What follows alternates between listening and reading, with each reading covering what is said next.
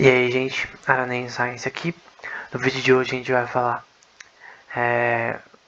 praticamente o último vídeo sobre o Newsable. A gente tava falando sobre os três matemáticos mais ferrados da Revolução Francesa, anos antes da Revolução propriamente, mas o próprio Galois já tinha um certo foco e espírito revolucionário também na sua idade, de 17 para 20 anos. E aqui é o primeiro memoir do Newsable, né? Que é do mesmo assunto que escreveu Galois nos papers que ele escreveu, que a gente já falou anteriormente. E ele foi publicado em 1824, né? Então Galois talvez ainda tivesse seus 15 anos, até menos. E basicamente esse daqui vai ser sobre a impossibilidade de de resolver, né? Uma equação geral de quinto grau ou maior.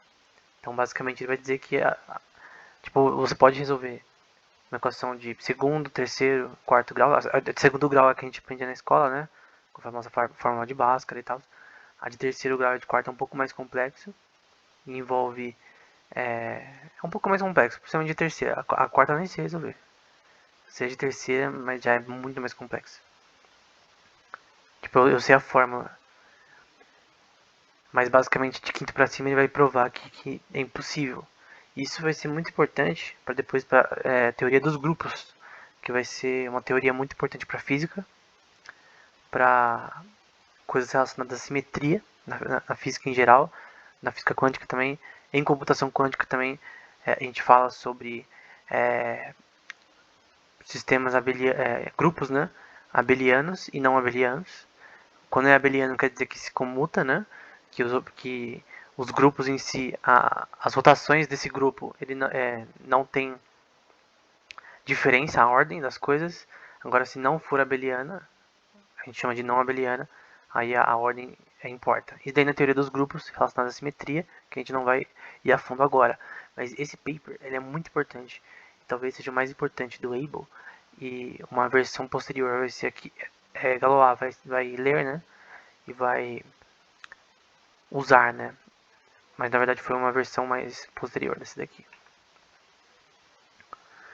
E como eu disse no último vídeo, que eu ia falar das obras completas, a gente não vai falar de todos os artigos escritos, mas é uma coleção de praticamente todos os artigos escritos pelo Abel, né? Talvez devia ter coisas que ele escreveu que não publicou antes da sua morte, né? Mas basicamente é isso. Sobre a demonstração agora, né, da impossibilidade, só que de resolução de quarto grau para cima, né? Então é quase o mesmo título, só que é outro artigo. Esse é o primeiro aí que vai tá nesse livro do Abel. Resolução de problema mecânico Ezequiel na elipses e aplicável para questão da astronomia. Então você tem ali aquele sistema geométrico ali na parte da direita, que você vai aplicar uma elipse nele, né? E elipses são um pouco mais complexas do que círculo, né? Para você calcular a trajetória nesse tipo de órbita. Esse sobre cálculo diferencial, especificamente para essa função aí, dx sobre a raiz quadrada de r. Em séries finitas e infinitas. Nesse caso tem essa série. O que é uma série? Uma série é uma conjunção contínua.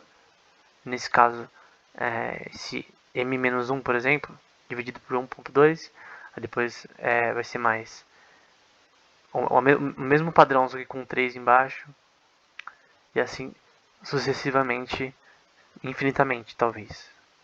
Então, isso é uma série numérica contínua, que a gente vai ver mais pra frente também. Esse relacionado à convergência em séries infinitas. Tem séries que podem ser convergentes e divergentes. E basicamente ele vai pegar como princípio essa série, que é 1 sobre, por exemplo, começando com 1 sobre 2 log 2, e assim sucessivamente, n vezes, infinitas vezes. E por fim ele aplica a mesma coisa que você vê aqui, só que de uma forma obviamente diferente, só que divergente, né? Que basicamente você vai começar aí com um ponto dividido por 2.1, ali 1 sobre 3 com 1 mais meio, e você vê que no próximo vai ser com 1/3, se não me engano, aqui. E assim sucessivamente, né? Sempre tirando um número na parte da última fração. Então você pode ver que começa com 1 sobre 2 ali. O primeiro é 1 sobre 1, né? Depois é 1 sobre 2, 1 sobre 3, 1 sobre 4. E assim sucessivamente, né? O próximo então seria 1 sobre 5, parênteses, 1 mais 1 sobre 2, 1 sobre 3, 1 sobre 4, enfim. E assim sucessivamente, infinitamente, né? Então, talvez é difícil ver as aplicações para esse tipo de coisa direto, né? Uma aplicação, tipo, para que eu usaria isso daí na prática, né? Mas é uma pesquisa bem interessante. Esse, se eu não me engano, eu já mostrei, mas eu pus de novo mais para frente, que é relacionado à astronomia, em funções elípticas, né? Que as órbitas celestes são elipses, né? A gente vê isso em Copérnico. Foi o primeiro a descrever dessa forma, que, por exemplo, a Terra não gira ao redor do Sol em um círculo, mas em uma elipse. Não é uma elipse certinha, mas é uma elipse. Enfim. Esse daqui também sobre elipses, ele falou muito sobre isso. E ele é muito conhecido por isso, pela sua pesquisa em teoria dos grupos em elipses. Esses são os dois pontos que Abel é mais conhecido por. Mas ele também fala muito sobre equações diferenciais, como eu já mostrei. E ele vai alongando muito. Ele escreveu muito mais que a Sophie Germain. Escreveu muito mais que o Galois. Até porque ele viveu mais tempo que o Galois. E a Sophie Germain, o foco dela foi mais na teoria dos números, depois para a questão. O termo de Fermat também, mas como você viu nos vídeos anteriores da Sophie Germain, o foco final dela foi a pesquisa em elasticidade, que é uma coisa que nem Galois nem Abel publicou sobre, né? Pela qual ela ganhou um prêmio. Então esse é o principal da Sophie Germain. Mas o Abel fez muita coisa. E aqui é uma tradução dos trabalhos de Abel, né? Por que eu estou mostrando isso? Também porque isso daqui está na Play Store. Você põe News Abel, na Play Store vai aparecer esse livro como de graça, né? Esse mais um. Eu pensei que era um livro que ele escreveu em alemão. Só que na verdade parece ser uma tradução dos trabalhos de Abel e do Galois. Até o cara escreveu aqui o nome deles completo. Enfim, no original. Então, por exemplo, ele está pegando uma parte do. Esse aqui sobre. Provavelmente sobre da resolução de equações de quarto grau mais para cima. Eu realmente não sei ler alemão ainda. Bem. Então, basicamente é isso. E bate com a data, né? Que é 1824. Então é só uma tradução. E esse daqui também é a mesma coisa, uma tradução. Ali dá pra ver aquela série que eu mostrei antes. Então, esses dois trabalhos não são de Abel em si, são traduções para o alemão. Então, os três grandes que a gente falou, Évariste Galois, morreu mais ou menos com 20 anos. Sophie Germain, que viveu bem mais, né? Até uns 50 e poucos anos, 60 e poucos anos. Morreu de câncer de mama, mas viveu mais que os outros, né? Mas também teve problemas relacionados por ser mulher na época, né? Focando em matemática, tentando ter lugar na universidade, né? E até que ela conseguiu. E por fim o Niels Abel, né? E do que Niels Abel morreu, ele parece ter morrido de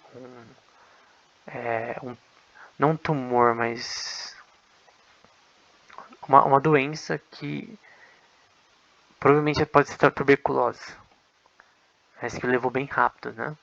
E vão descrever a morte dele como muito ruim, né? De ele começar a ter questões mentais ruins por causa da doença e tal. E com 26 anos, né? Então ele viveu um pouco mais que o Galois. Até porque o Galois morreu por besteira, mas o Abel foi por doença mesmo. Então, e esse é o problema dele, né? Ele não era reconhecido mesmo por ter publicado tanto, ele ainda não era reconhecido o suficiente para ganhar uma posição em uma universidade e tal, que ele tanto queria. E ele vai falar muito que na época, antes dele morrer, né, ele vai reclamar muito que ele era pobre ainda, que ele nunca tinha conseguido nada na vida ainda, que sempre foi assim. Aquelas questões que eu falei com o pai dele, né, que era pastor e que fez merda, né, e acabou morrendo cedo também. Eu creio que o avô de Abel teria ficado muito triste, né, se ele visse o quanto ele se esforçou na matemática. Talvez ele teria sido de ajuda para Abel, né. Talvez não na questão da doença dele. Eu não sei se ele pegou nas viagens dele, que ele fez pra França, Alemanha, mas. Porque a maioria dos papers deles é francês, né? Até faz sentido por uma descrição algum que não seja em francês, mas a língua que vai estar não vai ser legal de ler, né? Porque ele era da Noruega, dinamarquês da vida. Mas, especificamente, a vida de Abel em si não foi só ele morrer cedo, também foi difícil, né? Da pobreza que aconteceu na Noruega, pela questão das guerras que estavam tendo continuamente, né? Das pessoas ao redor da cidade falarem mal da família dele, da mãe dele, do pai dele, e de repente nem parece ser verdade o que falavam. Parecia ser mais inveja, porque o pai dele era bem reconhecido na época, sendo o vô dele já era reconhecido, e depois ele se rendendo aos tratos da Suécia, ele também foi reconhecido também. Então isso foi um problema, né? Que essa difamação que teve da família do Abel foi meio que pesada. Depois a mãe de Abel continuou vivendo, se casou, teve mais filhos, mas enfim. A mãe dele não teve o mesmo fim que o pai, né? Mas deve ter sido difícil pra ela, né? Que, nessa questão. Então era isso. Eles não participaram da Revolução Francesa, mas o Galois tentou. Do começo, principalmente da de 1930. O Abel morreu, acho que em 1930, se não me engano. Mas ele não era francês, né? Então não tinha nada a ver com a Revolução Francesa, mas ele estava na França constantemente e sua pesquisa a maioria em francês. E ele é totalmente contemporâneo do Galois. Morreu 2 anos antes dele, e o paper do Niels Abel, final, pós-mortem dele, foi usado pelo Galois para ele fazer a teoria dele dos grupos, que é extremamente original também. Então, no geral, a gente nessa série explicou a vida do Évariste Galois, da Sophie Germain e do Niels Abel. Todos eles extremamente importantes para a matemática, extremamente reconhecidos, né? Tem até a École Sophie Germain na França, se não me engano, em Paris, que é uma escola fundamental, para ensino fundamental, né? Com o nome de Sophie Germain. Tem o prêmio, que é o Abel Prize, que equivale ao prêmio Nobel de matemática hoje em dia. Tem a Field Medal também, mas o prêmio Abel também é bem reconhecido. E esses são os maiores prêmios da matemática, talvez, ao meu conhecimento. E o Galois, ele escreveu menos. Mas eu creio que, na teoria dos grupos, o Galois foi tão importante quanto o Abel. Não mais importante na questão de produção acadêmica, mas ele foi tão importante quanto o Abel, porque ele reforçou os resultados de Abel de uma forma original. Como a gente viu anteriormente, mesmo que tenha pessoas que falam que os resultados de Galois não foram diferentes de Abel e do Ruffini anteriormente, que também falou sobre esse tema, sobre as equações de quinto grau maior não serem resolvíveis, né, por radicais, mas no fim eu creio que o Galois também é bem importante e que ele teve resultados importantes. Então, no geral, Abel foi o que mais escreveu, ele fez mais pesquisa. Então, dos três, eu creio que o que mais foi importante para a pesquisa acadêmica em geral foi o Abel pela quantidade, em desrespeito do seu tempo de vida, que foi bem curto, 26 anos, bem curto. Ele trabalhou no máximo uns 8 anos no máximo nos assuntos que ele escreveu. A Sophie Germain tinha problemas ainda maiores, porque ela não tinha acesso tanto à faculdade como os outros, por ser mulher, né? E o Galois morreu num duelo, né? Por uma menina chamada Stephanie da vida. Culpa da Stephanie, né? Infelizmente. Mas enfim, espero que esses vídeos tenham sido úteis, espero que não tenha sido chato e espero que seja aproveitável para vocês essas palestras. Então, até a próxima.